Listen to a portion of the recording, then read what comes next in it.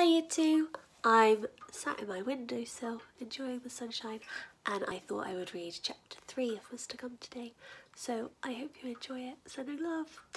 Chapter 3. Mr. Gum lays his plans like the horror he is.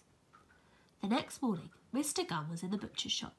The butcher was a scrawny old man called Billy William III, and no one knew what the third bit meant. "I reckon he was in prison when he was younger, and his number was 3, said Jonathan Ripples, the fattest man in town. "Maybe it's because he's the third nastiest person in town," said the little girl called Peter. "Tell you what I think," said Martin Laundrette, who rang the laundrette. "When he was a young man, he was probably in prison and—" "Hey!" shouted Jonathan Ripples. "Stop stealing my ideas!" "Shut up," said Martin Laundrette. "Why don't you go on a diet?" Of course, Billy William III had his own theory. "It's 'cause I'm actually royalty," he would tell anyone foolish enough to listen. "I'm third in line for the throne of England after them other geezers." He always pronounced England in this way. Other words he said funny were hospital, fountain and funny. Nobody believed Billy William III's story about being royalty except for Billy William himself, and even he didn't believe it most of the time. But he enjoyed lying. It made him laugh. Not a nice laugh like you or I would do, but a sneaky old laugh on the inside where nobody else could see it.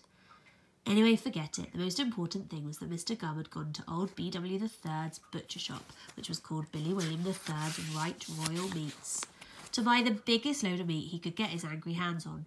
He had a plan.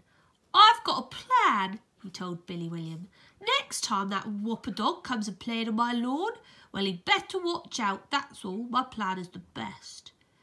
"Are you going to be laying down all that meat and poisoning it so when that barking fatty eats it, he'll fall down dead?" guessed Billy William. "Maybe I am," said Mr. Gum, a little annoyed that the butcher had guessed his plan so quickly. He had been looking forward to explaining it in detail and impressing Billy William III with his cleverness and bad heart. "Talking of bad heart," said the butcher, "here's £3 of it. It's been sitting out in the sun since last Tuesday. That ought to poison him, and no mistake, Mr. Gummy old slipper." "Why did you leave it sitting out in the sun?" said Mr. Gum, taking the horrible sloppy bag from the disgusting butcher. "I like watching the flies go mad over it," laughed Billy William. "They're funty." You see, this was how he pronounced the word funny. "It's the funtiest sight in all of England. I laughed so hard I nearly had to go to the hospital."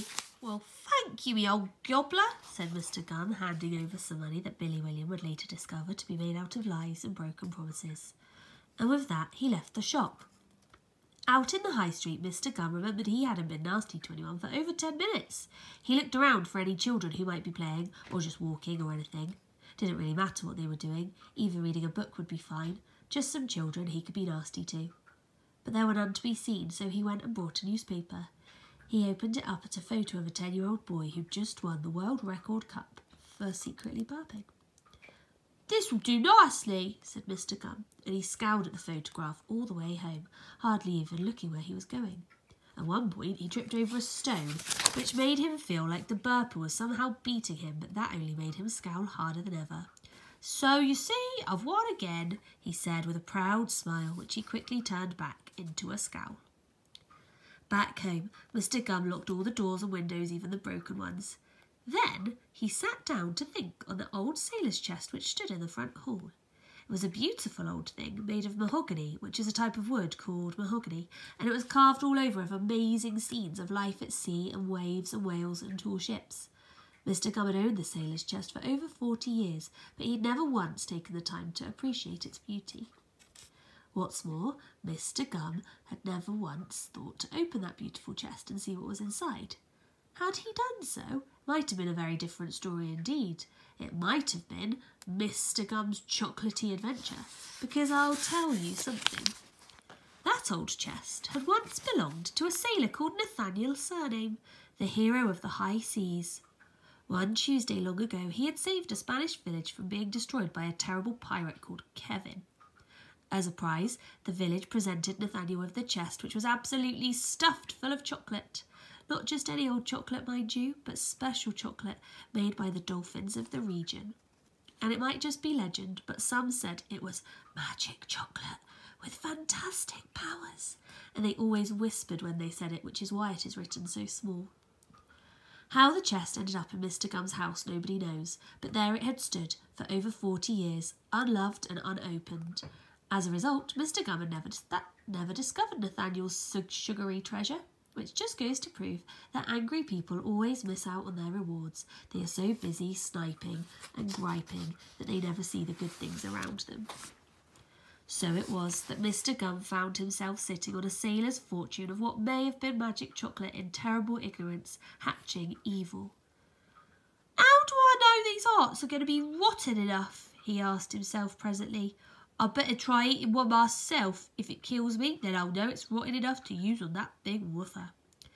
He took out a cow's heart and opened his mouth wide. "This is one of the craftiest things I've ever done," he chuckled, raising the smelly greenish-red meat to his lips. "I am a very clever man."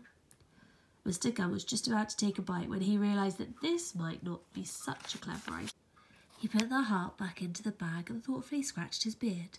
Not the beard that grew on his chin, but a spare one that grew on the wall that he used for scratching at from time to time. In the end, he decided to soak the rotten heart in rat poison, just to be sure. "It can't fail," he cackled. "Old Dogger is in for a surprise he won't like at all."